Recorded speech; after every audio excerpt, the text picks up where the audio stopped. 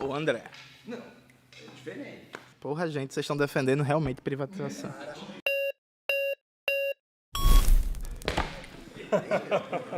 Tudo bom, Jonas? Prazer, Carlito Merrana. Prazer, Carlito. Jones, desculpa. Jones. Você quer começar? Eu começo? Não, Carlito, é assim, uma dúvida bem básica. Por exemplo, o presidente Lula, ele prometeu aos metroviários e metroviárias da CBTU de Recife e prometeu aos metroviários e metroviárias da Transurb do Rio Grande do Sul que não iria privatizar os dois. Ele está descumprindo a promessa, isso não passa pelo Congresso, é uma decisão do Executivo. O presidente Lula prometeu aos urbanitários e urbanitárias da Compesa que não iria privatizar a Compesa. A Compesa é uma empresa estadual. Porém, contudo, todavia, a privatização só saiu do papel porque o BNDES garantiu 2,7 bilhões para fazer a privatização da Compesa. E aí, Carlito, do fundo do coração, você acha que é papel do BNDES tá financiando privatização de companhia de água e saneamento, entregando o saneamento básico e o regime de águas de Pernambuco na mão de capital estrangeiro canadense, gente?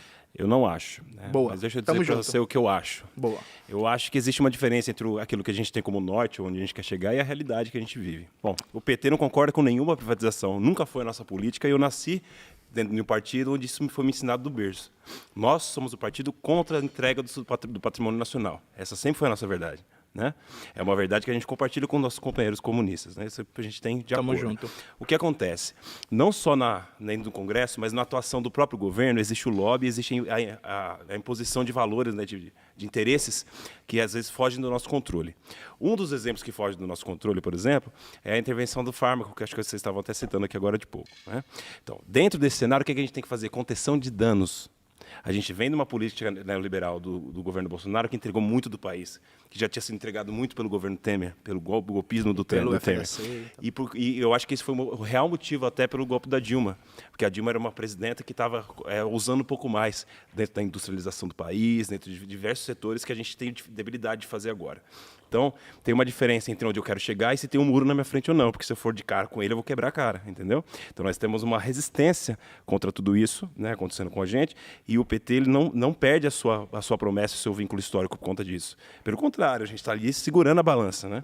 Agora, o que eu queria saber é o seguinte, como é que você pensa em ajudar o governo Lula a chegar em condições de que a gente possa almejar um socialismo ou, inclusive, uma reindustrialização do nosso país? É isso que eu quero arrancar de você, um programa para produzir política para o governo. Não criticar o governo, porque isso vai dar coro com a direita, esse problema a gente já tem. Vamos lá, okay? Vamos lá, Carlito, vamos lá.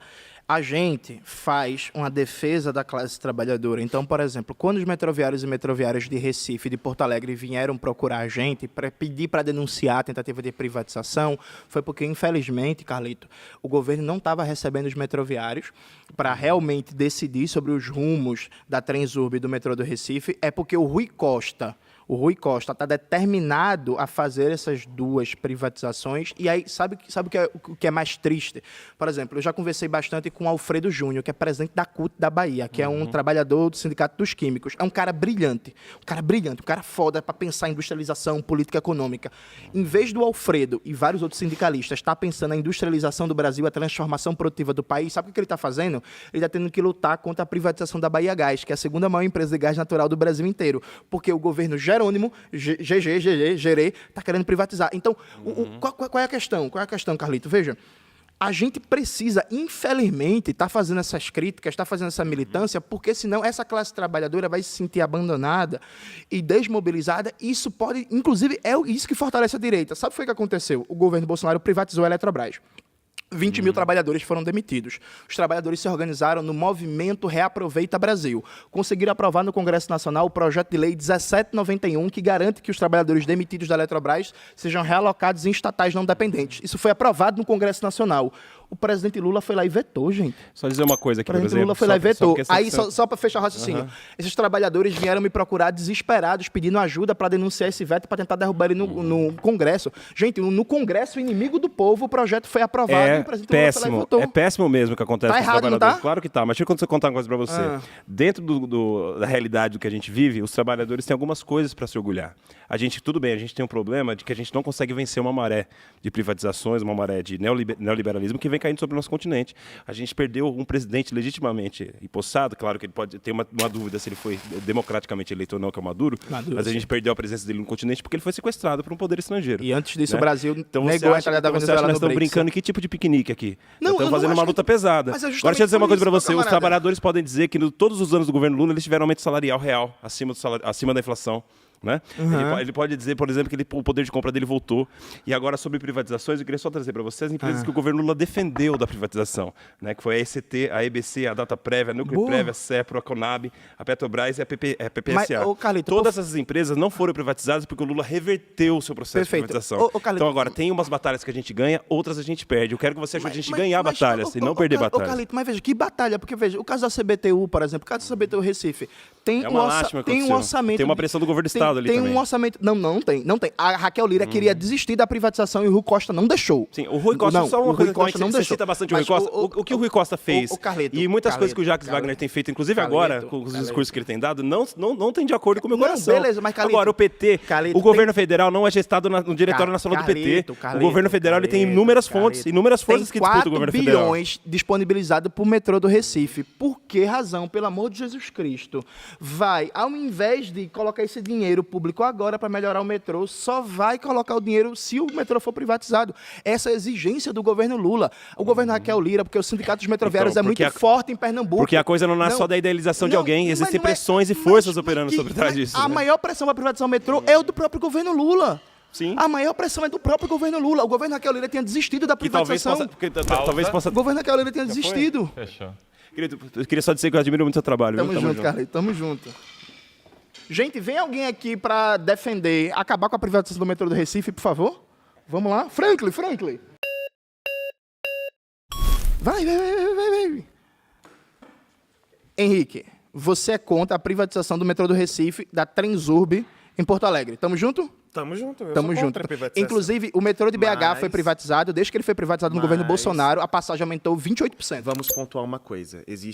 Tem que saber diferenciar também concessão de privatização. Para isso existem marcos regulatórios para o Estado ainda ter a diretriz ali da política Mas, Henrique, do transporte.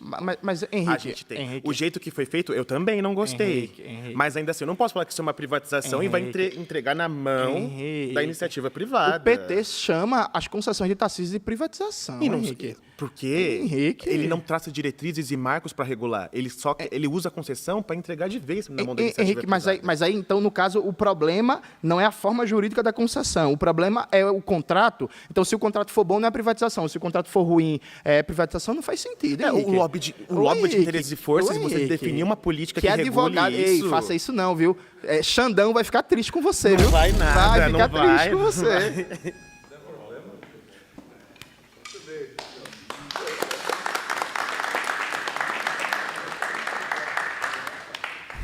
Minha quinta afirmação é: os governos petistas nada fizeram para politizar a população.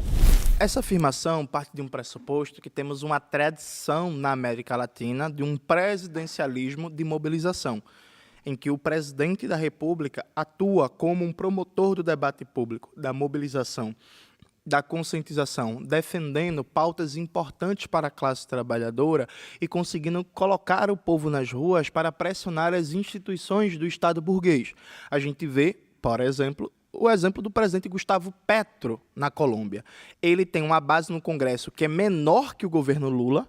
A Colômbia é cercada de bases militares dos Estados Unidos. A Suprema Corte, que é o equivalente ao STF da Colômbia, é oposição ao governo.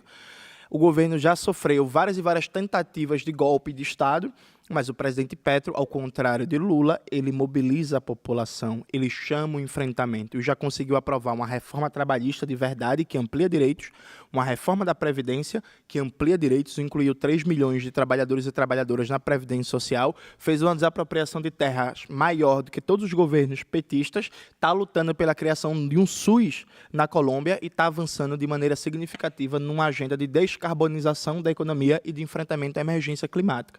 Então você pega distintos governos na história da América Latina, o governo Evo Morales na Bolívia, o governo Hugo Chávez na Venezuela, o governo Rafael Correa no Equador, até os governos moderados de Cristina e Néstor Kirchner na Argentina, o governo Pepe Mujica no Uruguai. Todos esses governos tiveram momentos que, sem ter maioria no Congresso, tendo oposição da mídia burguesa, tendo oposição do empresariado, mobilizaram suas bases, chamaram manifestações, foram para a rua, fizeram enfrentamento e conseguiram vitórias. A gente está no 5º governo petista e a gente nunca viu nem o presidente Lula, nem a presidenta Dilma chamar o povo para qualquer mobilização e atuar como um fator de politização. O presidente López Obrador, no México, passou 5 anos fazendo todos os dias as suas manhaneiras, em que ele explicava diversos temas da economia, da política, da cultura, das relações internacionais para a população. Isso simplesmente nunca aconteceu. A presidência, que tem muito poder de pautar o debate público brasileiro, não é usada para politizar, organizar a classe trabalhadora e arrancar reformas populares.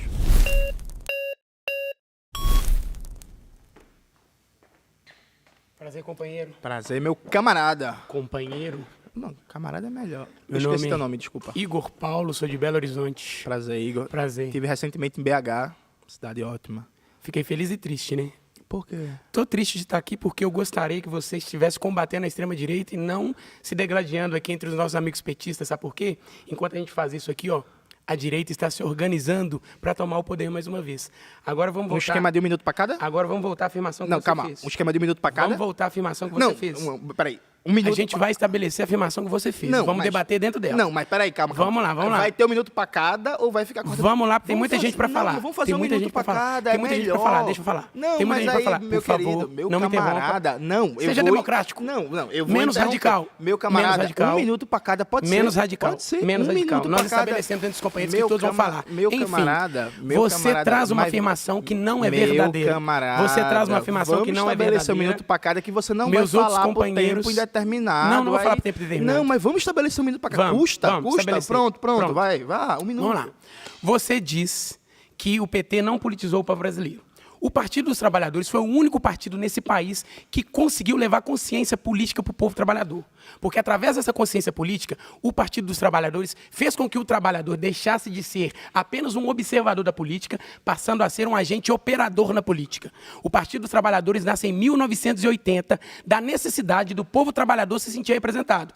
Povo grevista, sindicalista, povo das religiões de base. E como você diz que o Partido dos Trabalhadores não politizou o povo brasileiro, se esse partido conseguiu eleger por 3 vezes e vai eleger pela 4ª um candidato que é advindo naturalmente da classe trabalhadora, que é o presidente Lula? Como você diz que o Partido dos Trabalhadores não politizou o povo brasileiro, se foi só assim que o presidente Lula chegou à presidência da República? Agora, dizer isso, você desconsidera toda a luta que a gente tem. E, como eu disse, só fortalece a luta da extrema-direita, que está lá batendo palma pra gente enquanto a gente está aqui debatendo. Você deveria estar debatendo com o Nicolas Ferreira, não com a gente. Vamos lá, meu camarada. Meu 1 minuto agora. Veja, o que fortalece a extrema-direita é a frustração da classe trabalhadora e de amplos setores da juventude que não vê suas perspectivas de melhoras de vida atendido e que vê promessas sendo quebradas. Eu citei no bloco anterior, por exemplo, as promessas de campanha que estão sendo quebradas nesse momento pelo governo federal, como a promessa de não privatizar o metrô do Recife, a Transurb em Porto Alegre, ou o veto do presidente Lula ao projeto de lei 1791, que garantia o emprego de 20 mil trabalhadores e trabalhadoras demitidos da Eletrobras. Esse tipo de coisa que fortalece a extrema-direita. Você gera frustração, o governo não recebe, não escuta as pessoas. Se você for no Google agora e colocar Águas do Brasil, carta ao presidente Lula, você vai ver uma carta assinada por dezenas de entidades sindicais, inclusive a CUT e a CTB, criticando o governo Lula por estar incentivando a privatização de águas e saneamento básico no Brasil. A opinião da CUT e da CTB, que assinaram a carta, cobrando a promessa de campanha do presidente Lula de não incentivar a privatização da água no Brasil. A Gespisa, que é o equivalente à Sabesp do Piauí, foi privatizada no governo do Rafael Fontelli, que é governador do Piauí. Os trabalhadores e trabalhadoras estão arriscados todos de perder o seu emprego.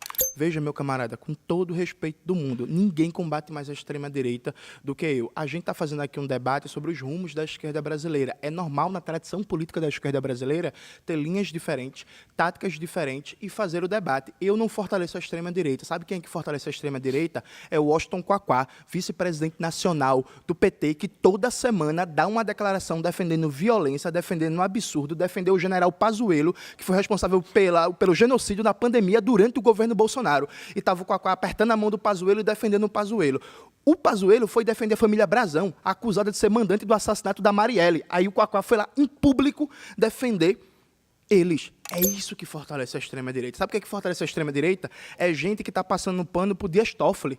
ministro do STF envolvido até o talo no escândalo do Banco Master, em vez de a gente fazer a luta pela cobrança, por uma mudança na regulação do sistema bancário, inclusive estatizando o sistema bancário e colocando isso como alternativa, até a gente defendendo Dias Toffoli. Então, veja, meu camarada, o que fortalece a extrema-direita é a gente não ter horizonte de futuro, é a gente não conseguir superar os problemas fundamentais do Brasil. E eu tenho certeza que, mesmo em campos políticos diferentes, eu e você queremos o socialismo. Assim eu espero. Porque só com o socialismo é que a gente vai conseguir, de fato, derrotar definitivamente a extrema-direita. Porque ganhar a eleição não significa politização. A prova disso é que a maioria da juventude hoje é conservadora e a juventude hoje, as pesquisas vêm mostrando, a maioria não vota no Lula.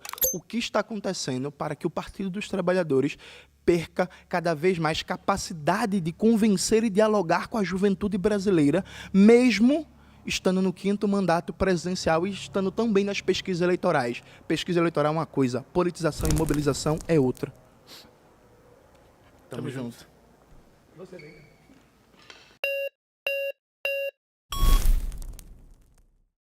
Não nem correr tanto, hein? É, Tudo bem, meu irmão? tudo bem. Paz, tranquilo? Seu nome, meu camarada? É Alex Minduim.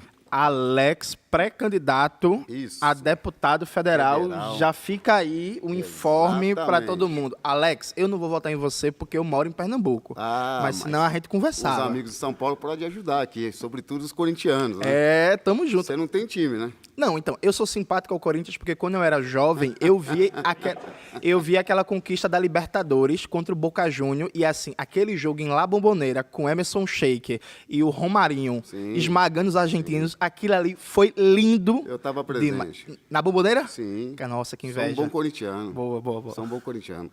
Jones, uma satisfação estar aqui contigo. Eu vi as suas argumentações, sobretudo no que diz respeito ao nosso partido, a militância petista.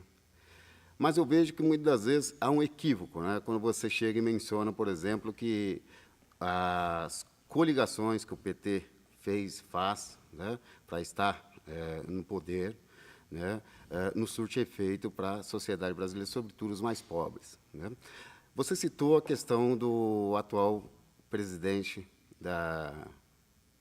do Chile, desculpa, Da Colômbia. da Colômbia, O Gustavo né? Petro. Lá foi feita uma coalizão, né, entre centro e esquerda, né? Impacto Em outros histórico. países da América Latina também foi feita uma coalizão entre centro e esquerda. Quando se diz que o PT não politiza, né, o PT é o partido que tem um extrato social e sua militância em todos os aspectos que há dentro da sociedade. Então, aonde você vê estruturas postas como clube de futebol, torcida organizada, sindicato, né, uma série de movimentos sociais, há petistas organizando, conscientizando e mobilizando. E aí tem uma questão para concluir. Você saiu candidato 2 vezes. Uma vez só, em 2022. A prefeito, A governador do a Pernambuco. governador do Pernambuco, né? Pelo PCB. Isso. Né? O seu partido obteve, aliás, você obteve uma média de 0,36% dos votos totais do Pernambuco. Totais não, totais foi 0,67. Isso. E o seu partido também lançou candidato à presidência da República, obtendo 0,33% Isso. do contingente geral, né? O seu discurso é o mesmo, né? Ele muda com poucas frações, e aí a gente fica feliz elogiando as ações do PT, né? E agora, você, como pré-candidato, eu imagino que você vai estar saindo por um partido que seja a base desse governo. Você não acha que há uma contradição nas suas colocações do Johnny das eleições ao governo do Estado de Pernambuco para o Johnny de hoje? Vamos lá, Alex. Alex, veja, a afirmação foi que os governos petistas não fizeram nada para politizar a população, não a militância do PT no geral. Vamos lá. Eu acabei de citar positivamente na rodada interior, por exemplo, o Alfredo Júnior, que é presidente da CUT da Bahia, que eu elogiei, disse que é um grande sindicalista, que é um grande formulador, que é um cara que faz uma militância lá na Bahia, no setor dos químicos, em defesa da Bahia Gás se manter pública. Eu tenho vários colegas de militância, sindicalistas, militantes de movimento social, da cultura, que são do PT, que a gente trava a luta juntos Pedro Alcântara, por exemplo, que é um dos vice-presidentes do PT lá de Recife, é meu amigo e a gente debate, está junto nas ruas. Para mim... Você defende o assembleísmo, é isso? Não. Para mim, o que eu estou dizendo é o seguinte, eu não nego, nunca neguei que no PT tem socialistas, gente séria, comprometida Você me dá um adendo? com a classe trabalhadora. Só fechar esse raciocínio. Então, não é esse o meu debate. O meu debate é o que o PT faz enquanto governo. E aí, veja, Alex, meu problema não é ter coalizão. O velho Brizola dizia, não importa quem está na Kombi, importa quem dirige a Kombi. Quer fazer pacto, faça o pacto até com o diabo, desde que seja para tirar avanços e reformas e politização da classe trabalhadora. Então, assim, me permite um linguajar chulo. Se for para aprovar a reforma agrária e tiver que comer merda, eu sou o primeiro a comer merda, me dê o meu pedaço. O problema Somos dois. pois Tenha é. certeza disso. O problema para mim não é a aliança, o problema para mim é a linha política e a ausência de coragem de usar a presidência como instrumento de politização e mobilização. Agora, Dionis, há 30 anos, o Congresso Nacional, nós temos ali, no caso, 40% de progressistas, dentre os quais, né, tem a esquerda brasileira ali presente, né, tendo que fazer alianças com o centro, né, para a gente colocar pautas estruturais e pautas importantes de discutir com os movimentos sociais. Né. O governo tem feito a sua parte, muitas das vezes. Né? Agora, o que a gente não está vendo, que é algo totalmente distinto do partido político, ou seja, do PT, é a mobilização e cobrança dos movimentos sociais. E que, muitas das vezes, tem inserido companheiros que participam, inclusive, do teu partido. Mas, Alex, veja só, a presença da Câmara dos Deputados, quando o Lula assume a presidência, o presidente da Câmara dos Deputados era do PT, o João Paulo Cunha. Em seguida, foi o Aldo Rebelo, que também era do PT. O governo Lula... Ex-comunista. O governo Lula 1 e 2 também teve a presidência da Câmara dos Deputados. O governo Dilma 1, com Marco Maia, também teve a presença da Câmara dos Deputados. Desde o Lula 1 até o Dilma 1, o PT tinha a presença da Câmara dos Deputados e tinha formalmente a maior base. Tendo que fazer acordo. Perfeito, mas Tendo o que fazer problema para acordo. mim não é fazer acordo. Nós nunca tivemos a maioria de ônibus. Não, a maioria de esquerda a gente nunca teve na história de todo o sistema político burguês no Brasil, nunca tivemos. a gente nunca teve. Isso Agora, não impediu a gente de conquistar o SUS, a Eletrobras, a Petrobras, claro. os direitos da Constituição Mas veja, e tudo isso. A gente conquistou sem maioria no veja, Congresso. Dentro da questão do seu discurso, eu vejo que é o seguinte... E o Petro não tem maioria no Congresso. Você fala para dentro da nossa bolha esquerdista. Veja bem. Não só. Fala para dentro da nossa não bolha. só. Você sabe por quê? Não, Nós fizemos uma média de 14%. Pausa. Fechou. Ô, velho, tava tão bom. Valeu, Alex, tamo junto. Santa Cruz, não? Não, é esporte. Tem que ser time do povo. Não, mas o esporte é time do povo, pô. Time da elite, pô. Para com isso, Alex.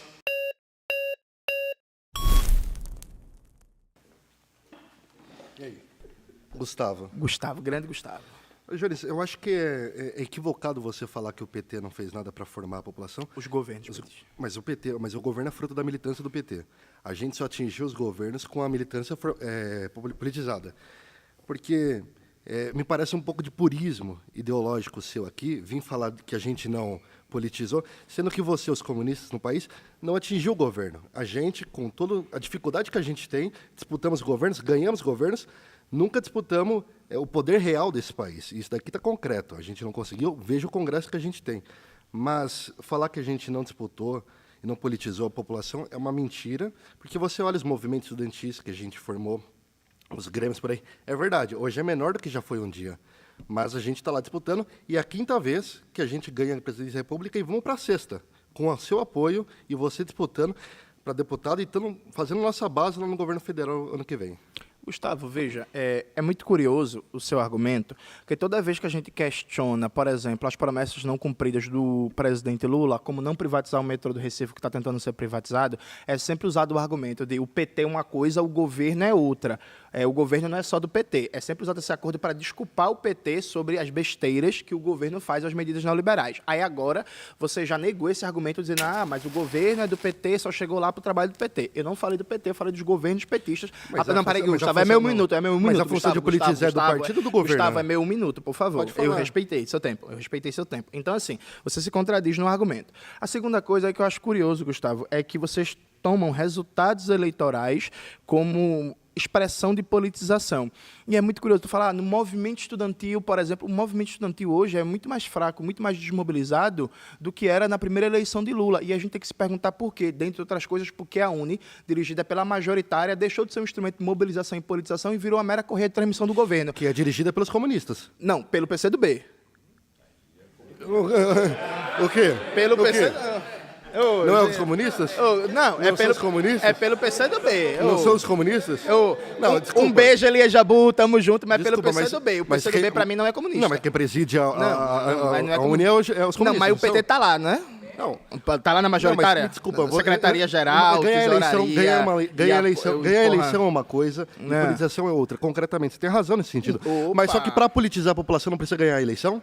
Para a gente governar, para a gente fazer a transformação profunda na sociedade que a gente quer, não precisa ganhar a eleição? Não é esse o sistema que a gente disputa no Brasil hoje? Pode ser. Não, Ganhar- o PT pode ser. nunca se propôs fazer uma revolução. A gente disputou a Não, fazer reforma. tem lá no documento tem lá de não é proposta nossa fazer 1987 revolução. o socialismo petista, não tem não? Não. tem, Revolução não? Democrática. Não. Revolução Democrática de massa. Mas cadê a democracia da Revolução? Cadê a Revolução Democrática? Não, me desculpa, cadê? mas Cadê a então, Revolução Democrática? Então, cadê a ô, Revolução Jones, Democrática? Então Cadê a Revolução Democrática? me aponta o caminho, Cadê então. a Revolução Aponta o caminho Democrática? aqui pra gente aqui agora. Meu- Como que a gente vai meu camarada. formar a população? É que o seu argumento é atacando o PT? Não, ninguém fortalecendo tá atacando o PT. Fechou. Só um pouquinho de leve.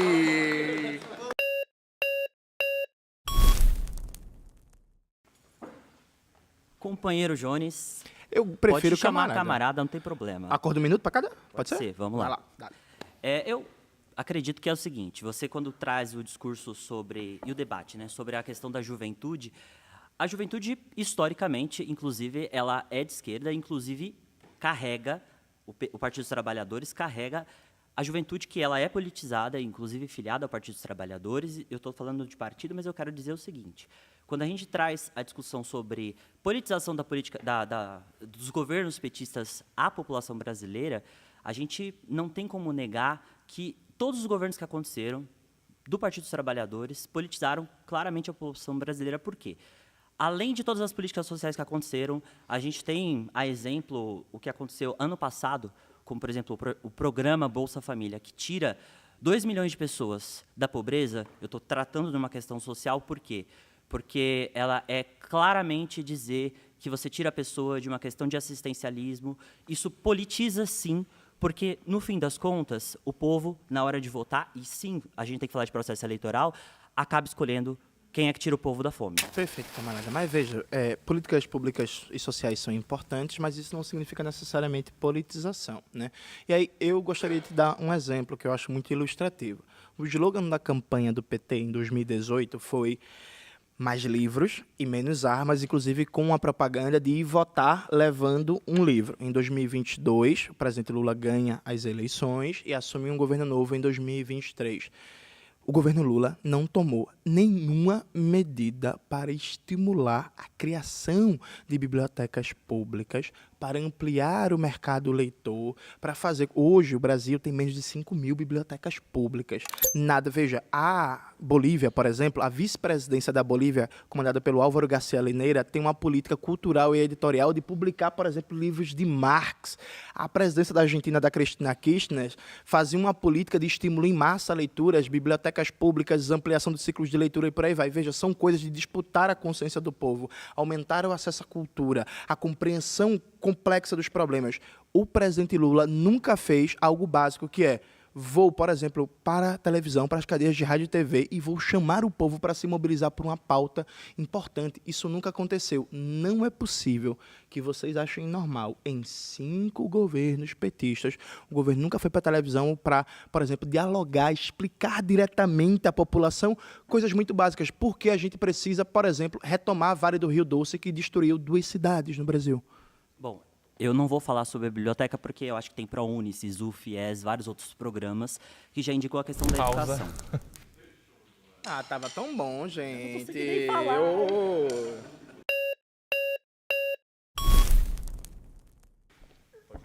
Tudo bom, meu camarada? Prazer, licença. Teu nome? Ícaro. Ícaro. Isso. Então, Jones. Antes de começar, Ícaro, o acordozinho de 1 minuto para cada, pode ser? Perfeito, sem Tá bom, problema. vamos lá. Você puxou muito desse ponto de não chamar a movimentação da população para a rua. Só que, vendo no novo ciclo que a gente tem nos dias de hoje, todo o momento de polarização da política, não seria até que mesmo perigoso fazer isso? Visto ao modo que, realmente, o Brasil está muito polarizado, não tem muito como você colocar muita gente na rua e não esperar que alguém faça algo contra essas pessoas. Como a gente está vendo em diversos protestos, tanto no Irã quanto no Iraque mesmo. Então, não seria mais uma forma de defesa da população? Tá, mas tem tempo ainda. Tá, vamos lá. Vou fazer feito tu e vou usar só 40 segundos. Vamos lá. Veja aí, cara, me parece que a mudança histórica nunca vem sem manifestação, sem povo na rua, sem protesto. A gente nunca teve maioria de esquerda no Congresso Nacional, mas a gente tem um SUS, por exemplo, que a Colômbia está lutando para ter agora. A gente tem um SUS. Por quê? Porque o movimento da reforma sanitária colocou milhões de trabalhadores e trabalhadoras nas ruas, em parceria com sindicatos, movimentos feministas, academia e por aí vai, e conseguiu conquistar isso. A gente conseguiu conquistar a Petrobras na campanha O Petróleo é Nosso, uma das maiores campanhas cívicas da história brasileira, debatendo soberania nacional, enfrentando o imperialismo. A mudança só vem com o povo na rua. Eu entendo medo, sim, o Brasil está país polarizado, a extrema-direita é forte. Eu sou uma das pessoas que mais combate a extrema-direita no Brasil inteiro e eu não estou debatendo com o Nicolas Ferreira porque ele não aceita, que ele corre, que ele tem medo de mim. Agora, veja, me parece que a essência da esquerda é procurar as ruas enquanto um instrumento privilegiado para pensar política e governabilidade. No âmbito das instituições, as instituições do Estado capitalista são maioria conservadora, para a burguesia. Então, se a gente ficar só nesse âmbito, eles ganham porque eles estão jogando em casa. Entendi. Obrigado. Isso aqui é interessante.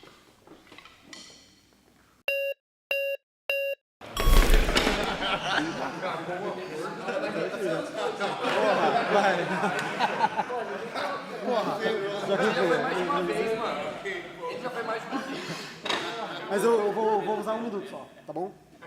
Mas é o acordo de Vamos fazer um acordo? 1 minuto? Vamos fazer o acordo, né? Vamos, presta atenção. O Vamos acordo. Falar ajuda, mas exemplos arrastam, né? Eu gosto muito de mandar essa daí. Por quê? Porque a gente conseguiu materializar coisas que ajudaram ali no processo de politização das pessoas. Quero que você assuma uma cadeira no Congresso e olhe no olho da Benedita e fale, você não fez nada para combater o racismo estrutural, você não fez nada para politizar as pessoas. Eu quero que você venha na universidade que eu fui forjado, Universidade Federal do ABC, olhe para 20 mil alunos e fale, olha, ninguém aqui é politizado. Eu quero te convidar para falar com a Dona Maria, que eu conheço, não é uma Dona Maria genérica, que a ampliação, né, do acesso ao consumo para ela não ajudou, não criou condição para os filhos dela terem possibilidade de se politizar. Eu quero que você olhe para o pai de 5 filhos e fale, vai ler Karl Marx, mas não, vive o que o Marx falou. Meu camarada, a última vez que eu fui na UFABC, eu fiz uma atividade lá, o auditório estava lotado e, graças a Deus, foi aplaudido de pé. Lá. Pois é, e você lembra. E quando eu for lá de novo, a universidade vai estar lotada de novo, porque a juventude vem reconhecendo o debate crítico que a gente vem apresentando sobre a Revolução Brasileira. Isso por um lado. Por outro lado, vejo de novo, há uma confusão. Ninguém está dizendo aqui que as políticas públicas não foram importantes, mas vamos pegar, por exemplo, a ampliação do ensino superior feita durante os governos petistas. Foi uma política importante? Foi. Só que em várias cidades, com universidades, em que boa parte da população era universitária, a maioria da população votou no Bolsonaro em 2018. Então, assim, como é que você tem... esse ponto é muito importante. O Bolsonaro foi eleito depois daquela que foi a maior expansão do ensino superior da história brasileira. Como é que a gente elege um negacionista depois de um ciclo histórico que teria promovido a maior expansão do ensino superior brasileiro? É 2017, calma, falta ainda. Então, veja, é preciso fazer um debate muito sério sobre isso. Políticas públicas são importantes, mas isso não significa politização necessariamente. Que bom que o PT criou um ambiente democrático a ponto de...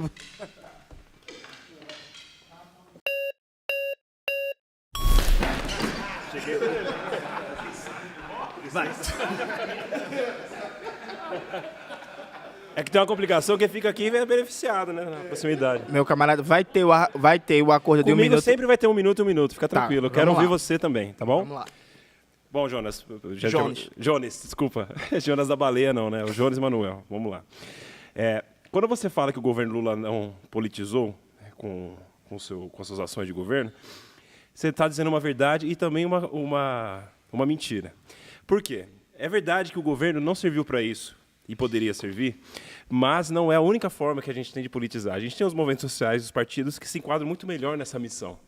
Por quê? Porque a gente tem um governo que não é sequer um governo de esquerda. Ele é um governo que ele pleiteia o centro ali. Hoje, né, no debate é que a gente tem extremo com a extrema-direita. Vamos lembrar que a gente teve um problema do assalto brasileiro, feito pelo modelo neoliberal, e onde a juventude, parcelas da juventude, têm aderido nessa nova geração a esse modelo que trouxe o Bolsonaro para o país.